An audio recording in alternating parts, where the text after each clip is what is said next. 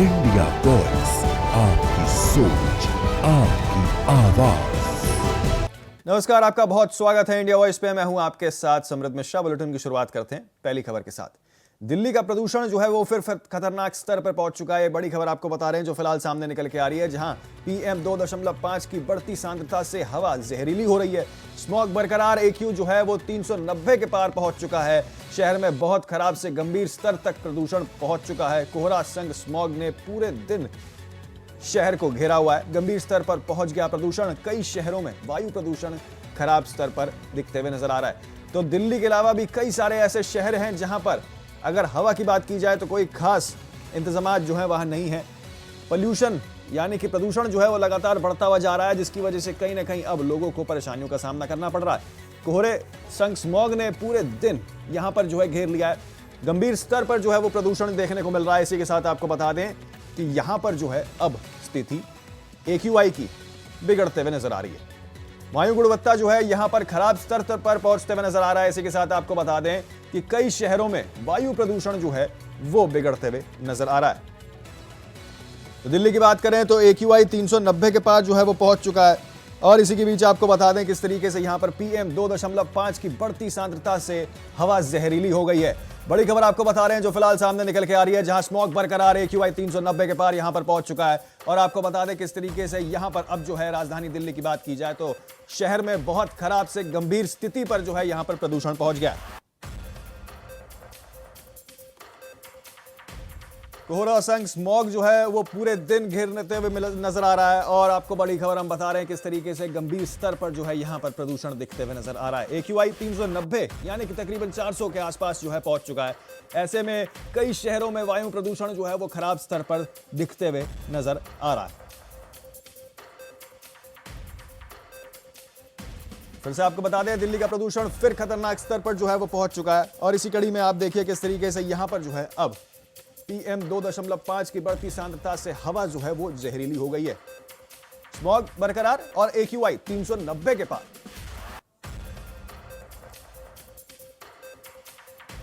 शहर में आपको फिर से बताते चले बहुत खराब से गंभीर स्तर तक जो है वो प्रदूषण पहुंच चुका है। इसी कड़ी में आपको हम बता रहे हैं किस तरीके से यहां पर कोहरा संग स्मॉग ने पूरे दिन जो है इसको घेरा है।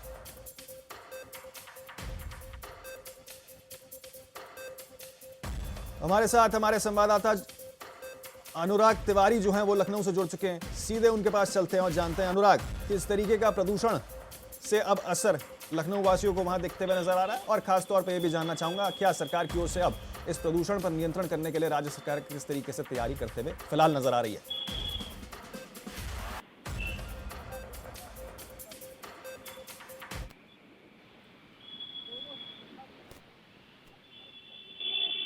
अनुराग, आपको मेरी अगर आवाज आ रही है?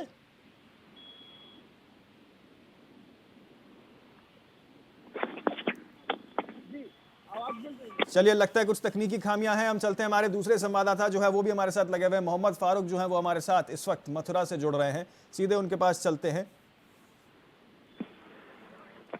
तमाम रिपोर्टर्स जो हैं वो हमारे पास आज इकट्ठा हैं जो आपको ग्राउंड जीरो से बताएंगे किस तरीके से प्रदूषण को लेकर यहां पर जो है स्थिति गंभीर होते हुए नजर आ रही है।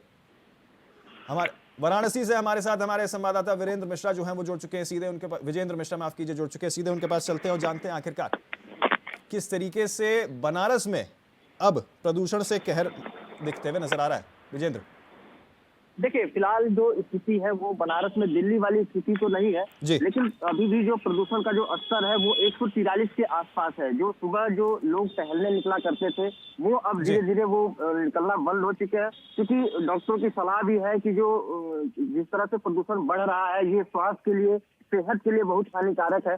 इसको लेकर के जो लोग सुबह टहलने निकलते थे वो अब कम दिख रहा है। हालांकि जो जैसे जैसे दिन ढलता है वैसे वैसे जो प्रदूषण का जो स्तर है वो कम होता है, लेकिन जैसे ही रात के बाद जब सुबह होती है तो उस समय जो है जो प्रदूषण का जो स्तर होता है वो गंभीर होता है। तो इसको लेकर के सावधानियां लोग बरतते हुए भी दिख रहे हैं। जो पहले की अपेक्षा फिलहाल अभी जो बनारस की स्थिति है 143 के आसपास बनारस का AQI है। और अब जो है धीरे धीरे अब जो है धीरे धीरे जो है जो जैसे ही दिन सामान्य होता है जाकर के जो प्रदूषण जो है वो कम होना शुरू होता है। जी ठीक है, ठीक है। मोहम्मद फारूक भी हमारे साथ जुड़े हुए हैं मथुरा से, सीधे उनके पास चलते हैं। फारूक, किस तरीके से मथुरा में अब खास तौर पे, क्योंकि देखिए यमुना को लेकर तो अपने आप प्रदूषण होता है, ऐसे में अब स्मॉग की बात भी सामने निकल के आ रही है और लगातार अगर बात की जाए AQI की तो कहीं ना कहीं खराब स्थिति में तो है ही। अब किस तरीके से मथुरा में इस चीज का असर पड़ते हुए दिखाई दे रहा है? देखिए समृद्ध, आपको बता दें कि देखिए ये मथुरा में जो अभी AQI है वो लगातार बढ़ा हुआ चल रहा है और अब कोहरे ने भी दस्तक दे दी है। सुबह के समय जो है कोहरा होता है, आज जो है सुबह के समय कोहरा था और अभी धूप जरूर निकल आई है, लेकिन कोहरे ने अपनी दस्तक दे दी है और AQI की स्थिति भी खराब है। AQI बढ़ा हुआ चल रहा है। इस समय AQI 206 है। जब मैं खड़ा हुआ हूँ यहाँ पर, यहाँ AQI 206 है। मेरे बराबर में यमुना जी हैं। यमुना जी के पास में ये AQI की स्थिति है और प्रदूषण की जो स्थिति होती है वो लगातार जिस तरीके से वाहनों की गति है, जिस तरीके से वाहन चल रहे हैं और जो जाम लग जाते हैं, तब प्रदूषण की और समृद्ध स्थिति खराब हो जाती है। तो इसको लेकर जो है जिला प्रशासन से भी बार बार कहा जा रहा है कि प्रदूषण देखते हुए जो वाहनों का जाम लगता है, उन जामों की जो समस्या है उनसे भी निजात दिलाई जाए और जिस तरीके से प्रदूषण की वजह से लोगों के जो सांस के जो मरीज हैं उनको भी परेशानी हो रही है। जिला चिकित्सालय में सांस के मरीज जो है ज्यादा पहुंच रहे हैं और प्रदूषण जब समृद्ध बढ़ता है तो उस समय जो स्मोक होता है, स्मोक से भी जो है सांस के मरीज बढ़ जाते हैं और तमाम ऐसे मरीज हैं जिनको जो है सांस की समस्या हो जाती है और ये प्रदूषण की वजह से सब होता है। जिस तरीके से दिल्ली में प्रदूषण का जो है कहर चल रहा है, उसका कहीं ना कहीं असर मथुरा में भी समृद्ध दिखने को मिलता है। जी जी। तो अनुराग तिवारी जो है वो भी हमारे साथ जुड़े हुए हैं लखनऊ से। अनुराग, देखिए मथुरा का क्या हाल है और बनारस का क्या हाल है तो हमने आपको अभी जिक्र कर ही दिया हमारे सहयोगियों ने। लखनऊ में किस तरीके से इसका असर पड़ते हुए नजर आ रहा है? राजधानी में तो मुझे लगता है शायद और ज्यादा कोहराम मचा है, प्रदूषण और बेकार स्थिति पे। किस तरीके से राज्य सरकार अब इन सब चीजों पे निगरानी करते हुए नजर आ रही है? देखिए सब लखनऊ की आबो हवा भी बिल्कुल दिल्ली की तरह ही है। एयर क्वालिटी इंडेक्स खराब से खराब स्थिति में पहुंच रहा है। लखनऊ के कुछ इलाके ऐसे हैं जहां पर एयर क्वालिटी इंडेक्स 300 AQI तक पहुंचा। पॉर्श इलाके भी हैं, गोमती नगर है, निशादगंज, महानगर, ये वो इलाके हैं जो बेहद पॉर्श इलाके माने जाते हैं और हरे भरे माने जाते हैं। इनसे लगा हुआ पुखराइल फॉरेस्ट रिजर्व है, वहाँ का भी AQI 250 है। कारण आसपास बनी हुई फैक्ट्रीज, लगातार बढ़ता प्रदूषण का दबाव जो गाड़ियों के द्वारा किया जा रहा है और निर्माण कार्य। देखिए इसको लेकर के अब नगर विकास विभाग ने आदेश भी दे दिए हैं और नगर विकास विभाग ने साफ तौर से कहा है कि जहाँ पर भी कहीं कंस्ट्रक्शन चल रहा है तो उस पूरे एरिया को ग्रीन कर्टन में आपको कॉर्डन करना होगा। मलबा को आप गिरवा रहे हैं, मिट्टी गिरवा रहे हैं, ऐसे में उस पर पानी का छिड़काव करके तभी आप उसको गिरवा सकते हैं। और लगातार जो वाहन जिस तरह का देखने को मिला कि बहुत सारी धक्का मार बसें हैं जो कि लगातार पोल्यूशन बढ़ाती हैं, उन पर भी कंट्रोल किया जा रहा है। वो गाड़ियां जो धुआं देती हैं अधिक से अधिक, उनको भी कंट्रोल किया जा रहा है और उनके चालान भी किए जा रहे हैं। साथ साथ ट्रैफिक पुलिस के साथ मिलकर के आदेश भी किया गया है कि ऐसी गाड़ियां जो है उनको सीज भी किया जाए, क्योंकि इनकी समय सीमा अवधि कई दफे पार हो चुकी होती है। तो लखनऊ की आबो हवा को खराब करने में जहाँ एक और गाड़ियां हैं, वहीं दूसरी ओर फैक्ट्रीज हैं, खुले में चलता निर्माण है, तो सब पे शिकंजा कसने की तैयारी जो है वो जारी है और नगर विकास विभाग ने आदेश भी दे दिए हैं। पर इन सब के बीच छोटे बच्चों और बुजुर्गों का बुरा हाल है। छोटे बच्चे जो सुबह स्कूल जाते हैं वो फॉग से ज्यादा स्मॉग से परेशान है। देखिए लखनऊ में भी दिल्ली की तरह दिन भर सफेद चादर की एक धुंध की लेयर बनी रहती है। तो फॉग नहीं स्मॉग है, साफ तौर से वो स्मॉग है जिससे लोगों को समस्या हो रही है।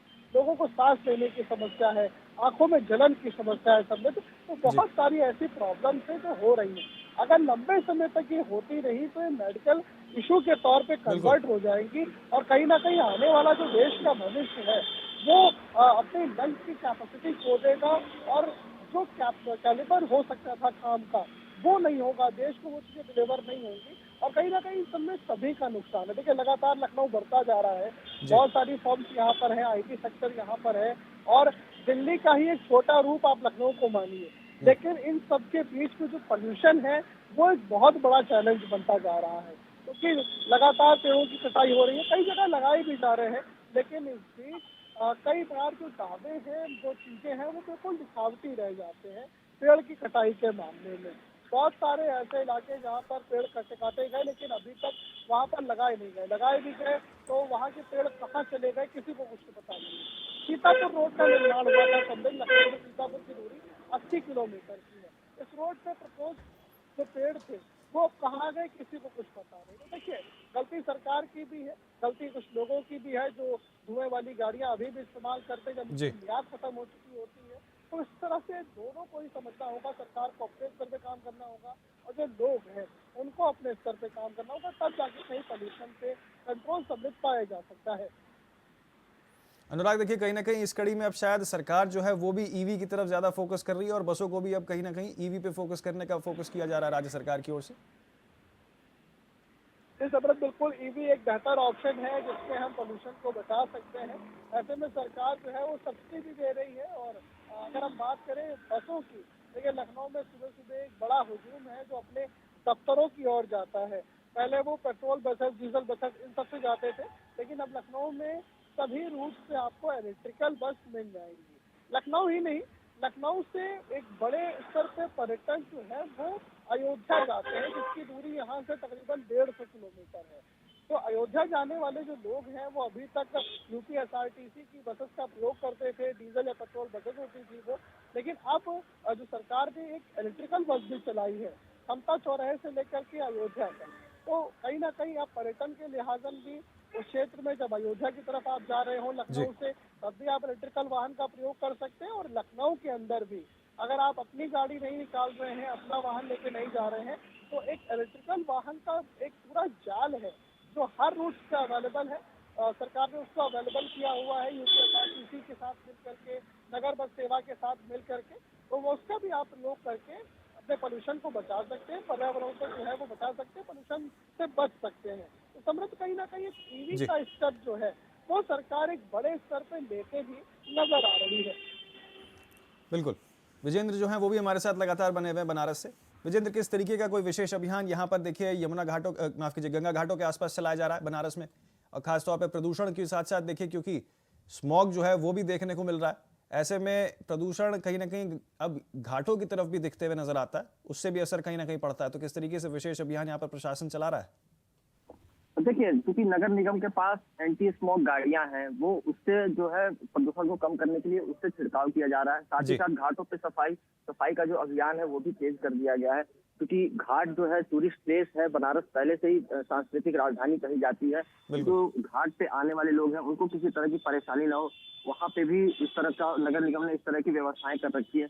शहर, क्योंकि बहुत गलियों का शहर कहा जाता है बनारस, यहाँ पे एंटी स्मोक जो गाड़ियां हैं उसके माध्यम से जो है प्रदूषण, जो हवा में छिड़काव करके प्रदूषण को कम करने की कोशिश की जा रही है नगर निगम द्वारा। जी ठीक है, फारूक, आपसे भी मैं जानना चाहूंगा किस तरीके से इसी तरीके के विशेष अभियान क्या मथुरा में भी देखने को मिल रहे हैं घाटों के किनारे? तो देखिए समृद्ध, यहाँ पर जो है एक जो वाहन है, जिस तरीके से वाहनों की संख्या बढ़ी है, और सबसे महत्वपूर्ण बात मैं बताऊंगा कि जो दिल्ली कलकत्ता मार्ग है, अपना एनएच मार्ग है, उसका जो शहरी भाग है, जो टैंक चौराहे से और भूतेश्वर होता हुआ और इधर टैंक चौराहे से कचहरी होता हुआ औरंगाबाद तक जाता है, उसकी जो है खुदाई का काम चल रहा है। एक साइड में खुदाई हो रही है और उसमें जो है गंगा जल योजना के अंतर्गत पाइपलाइन जल निगम द्वारा डाली जा रही है। और जिस तरीके से जो पाइपलाइन डाली जा रही है उससे धूल भी बहुत उड़ रही है, जो क्योंकि शहर का जो है मुख्य मार्ग है वो, और उस मुख्य मार्ग पर जो धूल उड़ रही है उससे भी कहीं ना कहीं लोगों को खासी परेशानी का सामना करना पड़ रहा है, क्योंकि बिना हेलमेट लगाए हुए या बिना मास्क लगाए हुए लोग निकल नहीं पा रहे हैं, क्योंकि धूल का गुब्बार लगातार चल रहा है। उधर जो है स्मोक जो चल रहा है, जिस तरीके से जो प्रदूषण का स्तर है वो कहीं ना कहीं लगातार बढ़ता जा रहा है, क्योंकि वाहनों की संख्या जो है ज्यादा हो गई है। उधर स्कूलों का भी टाइम अभी बढ़ाया नहीं गया है, वही टाइम चल रहा है, क्योंकि छोटे छोटे बच्चे हैं वो स्कूल जाते हैं। हालांकि नगर निगम के पास में सारी सुविधाएं हैं, नगर निगम कहीं ना कहीं जो है इस स्मोक से निपटने के लिए कहीं तैयारी कर रहा है। नगर आयुक्त जगपत बेस खुद शहर में घूमते हैं। देखिए, मैं सम्राट आपको दिखाऊंगा, अपने वीडियो जर्नलिस्ट से कहूंगा, मैं यमुना जी के थोड़ा सा दूर पे हूँ, किनारे पे ही हूँ, कि किस तरीके से अभी भी एक सफेद चादर छाई हुई है। हालांकि बहुत सारे पेड़ हैं, लेकिन सफेद चादर कहीं ना कहीं धूप निकलने के बाद भी समृद्ध छाई हुई है। और ये जो है ये सारा प्रदूषण है। ये प्रदूषण जो है कहीं ना कहीं जो है एक बीमारी की वजह भी बन रहा है। जिला अस्पताल में तमाम मरीज पहुंच रहे हैं और कहीं ना कहीं इस प्रदूषण के शिकार हो रहे हैं। सबसे बड़ी बात है कि मथुरा जो है धार्मिक नगरी है, यहाँ लाखों श्रद्धालुओं का आवागमन रहता है और मथुरा और वृंदावन में लोग आते हैं, श्री कृष्ण जन्मभूमि के दर्शन करने आते हैं, ठाकुर बांके बिहारी जी के दर्शन करने के लिए आते हैं। तो ये धार्मिक नगरी है, लेकिन जिला प्रशासन इस ओर जो है ध्यान तो जरूर दे रहा है, क्योंकि नगर आयुक्त जो है खुद घूमते हैं और देख रहे हैं। लेकिन जब कोहरा और बढ़ेगा, जिस तरीके से आज से कोहरा आया है उस तरीके जब कोहरा और बढ़ेगा, तो जैसे यमुना एक्सप्रेस वे है जो लखनऊ एक्सप्रेस वे यहाँ से जुड़ता है और NH-19 यहाँ पे लगातार चल रहा है, और जिस तरीके से खुदाई का काम चल रहा है बिल्कुल शहर के मध्य, वो भी गलत है। अभी खुदाई का काम जो है शायद रोक देना चाहिए था प्रशासन को, क्योंकि इस समय जो है जो प्रदूषण का स्तर है वो वैसे ही लगातार बढ़ रहा है और लोगों को इससे समस्या हो रही है। उसके साथ साथ धूल का उड़ना, खुदाई होना और मिट्टी के ऊपर जो है भले ही कितना छिड़काव कर लिया जाए, लेकिन थोड़ी देर के लिए नम हो जाती है मिट्टी, लेकिन कहीं ना कहीं धूल का गुब्बार जो है उड़ता रहता है, उससे भी लोगों को समृद्ध खासी परेशानी हो रही है।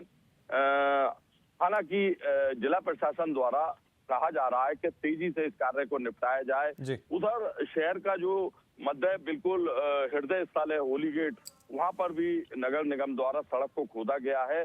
उस सड़क को खोदने के बाद में उस पर जो है काम चल रहा है, लेकिन कहीं ना कहीं दुकानदारों को भी दोनों ओर जो दुकानें हैं उनको भी परेशानी का सामना करना पड़ रहा है और धूल का गुब्बार लगातार लोगों को परेशान कर रहा है। समृद्ध बिल्कुल, देखिए कहीं ना कहीं एक बड़ा खतरा तो जरूर है, लोगों के लिए भी सांस लेने में भी दिक्कत का सामना जो है यहाँ लोगों को करना पड़ता है।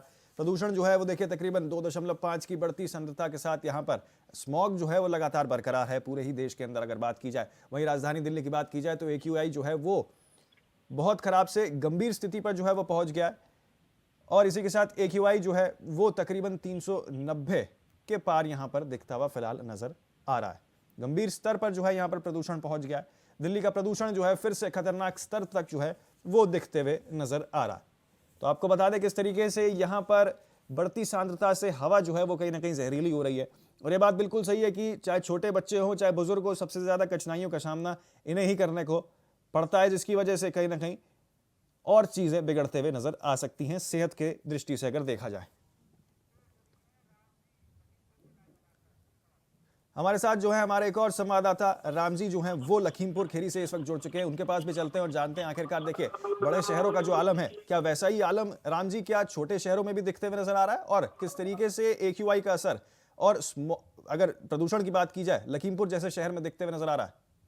देखिए, प्रदूषण की बात अगर की जाए तो जिला प्रशासन की तरफ से एक बड़ी कार्रवाई हुई है। आपको बता दें कि जो कोल्हू उत्पादन, जो गन्ना कोल्हू उत्पादन के लिए लगाए जाते हैं, जो एक घरेलू उद्योग तरीके के होते हैं, इससे एक बड़ी कार्रवाई जिला प्रशासन की हुई है। वहीं कई कोल्हू को नोटिस दी गई है कि लगभग 10 से ज्यादा कोल्हू को बाकायदा सील करने कार्रवाई की गई है प्रदूषण को देखते हुए। वहीं वन विभाग ने लगभग 31 लाख पेड़ जो हैं लगाए गए हैं। और प्रदूषण की बात की जाए तो पराली जलाने पर भी बाकायदा पुलिस की एक निगरानी है, सैटेलाइट से निगरानी की जा रही है और कई किसानों के खिलाफ FIR तक भी की गई है। कई प्रधानों को नोटिस दी गई है कि आपके इलाके में अगर पराली जलाई जाती है, अगर प्रदूषण से गड़बड़ होता है तो कहीं ना कहीं इसके दोषी प्रधान होंगे, किसान होंगे। वहीं जिला प्रशासन की एक कार्रवाई चल रही है। कोल्हू उत्पादन में खलबली मची हुई है कि कोल्हू की एक मानक जो बाकायदा जो चिमनी होती है, ये मानक के तहत होना चाहिए, इसके बाद ही कोल्हू चलाए जाएंगे। अच्छा, मैं आपसे जानूं, अगर देखिए क्या यहाँ पर देखिए, क्योंकि सबसे ज़्यादा असर जो है वो स्कूली छात्रों को भी देखने को मिलता है, इसके लिए क्या अभी तक उनके लिए कोई विशेष तरीके से इंतजामात प्रशासन की ओर से या छुट्टी की बात की गई है प्रदूषण को देखिए, देखते बात हुए? की जाए तो लखीमपुर खीरी में इस तरीके का प्रदूषण अभी देखा जाए तो निगरानी की जा रही, लेकिन इस तरीके से धुंध अभी आई नहीं है। मौसम का एक मिजाज है कि तराई बेल्ट है लखीमपुर खीरी, अगर देखा जाए तो तराई बेल्ट है। बाकायदा लखीमपुर खीरी बड़ा जिला में माना जाता है। चीनी का कटोरा है, चीनी मिलें सबसे ज्यादा है, गन्ना उत्पादन सबसे ज्यादा है। और वहीं जिला प्रशासन की अगर तैयारी की बात की जाए तो लोगों को जागरूक किया जा रहा है, बाकायदा कैंप किए जा रहे हैं। जिला प्रशासन गांव स्तर पर कैंप कर रहा है। किसानों को भी बताया जा रहा है कि आप लोग प्रदूषण को लेकर किसी प्रकार की पराली है या गन्ना को न जलाएं, खेत न जलाएं, कि जिससे प्रदूषण बढ़े और नुकसान आम जनमानस को हो। चलिए, बहुत शुक्रिया आप तीनों ही हमारे संवाददाताओं का।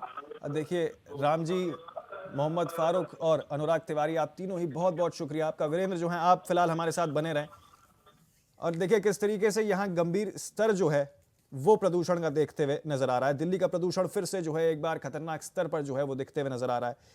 PM 2.5 की बढ़ती सांद्रता से यहाँ पर हवा जो है वो कहीं न कहीं जहरीली होते हुए नजर आई है और स्मॉग जो है वो लगातार बरकरार और AQI 300 के पार यहां पहुंचा। अगली खबर का रुख करते हैं जो बनारस से फिलहाल सामने निकल के आ रही है। आपको बता दें एक और बड़ी खबर जो सामने निकल के आ रही है, BHU में गार्ड की पिटाई के बाद छात्रों का बवाल जो है वो शुरू हो गया है। बिरला छात्रावास के छात्रों ने यहां पर जोरदार विरोध किया है। गार्ड की मारपीट से छात्र गंभीर रूप से घायल, छात्रों के उग्र होने पर परिसर में तनाव बन गया है। बड़ी खबर आपको बता रहे हैं जो फिलहाल बनारस BHU से निकल के आ रही है। BHU में छात्रों गार्डों के बीच यहां पर जो है पथराव हो गया है। बातचीत के बाद हालात शांत हुए हैं।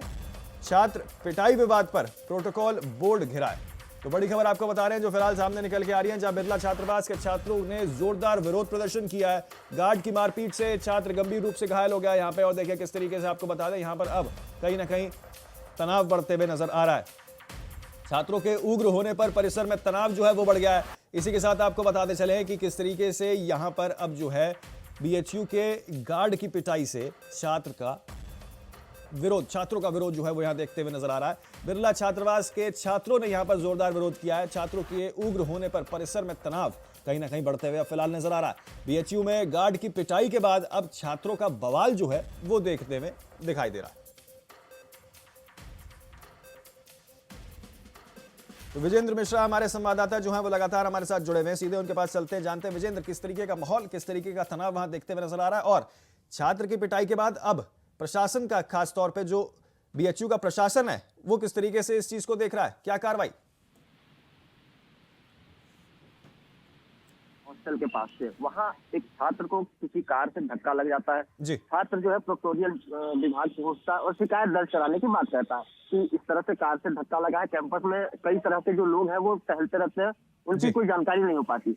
उस छात्र के साथ वहाँ प्रोक्टोरियल विभाग के जो लोग हैं उनके साथ उनकी बहस होती है। उसके बाद छात्रों में और प्रोक्टोरियल विभाग के जो लोग हैं उनमें मारपीट हो जाती है। मारपीट होने के बाद छात्र जो है वो आते हैं, VC आवास का घेराव करते हैं। जब VC आवास का घेराव होता है वहाँ पे भी प्रोक्टोरियल विभाग के लोग पहुंचते हैं और जो जानकारी है वो प्रोक्टोरियल विभाग के लोगों ने वहाँ लाठीचार्ज कर दिया, जिसके बाद छात्र उग्र हो गए और पथराव शुरू कर दिया। आनंद फानन में जो है 5 थानों की फोर्स PAC को बुलाया गया।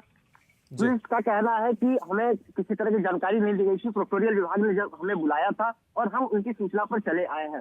और उसके बाद जो है छात्रों को किसी तरह खदेड़ करके वापस उनके छात्रावास में भेजा जाता है। उसके बाद जो BHU की जो सुरक्षा व्यवस्था है वो पुलिस संभालती है और अभी जो स्थिति है, अभी क्योंकि पुलिस वहाँ मौजूद है और अभी की स्थिति जो है सामान्य है, लेकिन कहीं ना कहीं प्रोक्टोरियल विभाग द्वारा इस तरह से छात्रों पे लाठीचार्ज करना या उनके साथ मारपीट करना, ये उन्हें जो है कटघरे में कहीं ना कहीं ला करके खड़ा करता है। जी चलिए, बहुत शुक्रिया विजेंद्र आपका तमाम जानकारी हमारे साथ इस विषय पर साझा करने के लिए। नजर जो है आप इस पूरी खबर पर अपनी बनाए रखें, किस तरीके से हम आपको बता रहे हैं कि छात्रों के उग्र होने पर परिसर में तनाव देखने को मिला है। BHU कैंपस में कुछ विवाद हुआ था। यहाँ के छात्रों और सिक्योरिटी गार्ड्स के बीच कुछ डिस्प्यूट हुआ था, जिस पे स्थिति बिगड़ रही थी। तो डॉक्टर साहब ने हम लोग को बुलाया यहाँ पे, तो मौके फोर्स के साथ हम लोग पहुँचे। अब सामान्य स्थिति कंट्रोल। अब ये अंदर का मामला था कुछ, डॉक्टर साहब इसकी जाँच करवा रहे हैं, बताएंगे क्या प्रकरण। सामान्य स्थिति, जब हम लोग पहुँचे हैं तो उग्र थे बच्चे, लेकिन शांत थे, कोई दिक्कत नहीं कैंपस में। ये सब जांच का विषय, आंतरिक जांच का विषय है सर। नहीं, अभी तक कोई तरीके अभी ये सब कोई सूचना नहीं है। हम लोग आए हैं, मौके पे स्थिति नियंत्रण में। तो फिलहाल के लिए इस बुलेटिन में मेरे साथ इतना ही, लेकिन बाकी तमाम खबरों और अपडेट्स के लिए आप बने रहे सिर्फ और सिर्फ इंडिया वॉइस के साथ।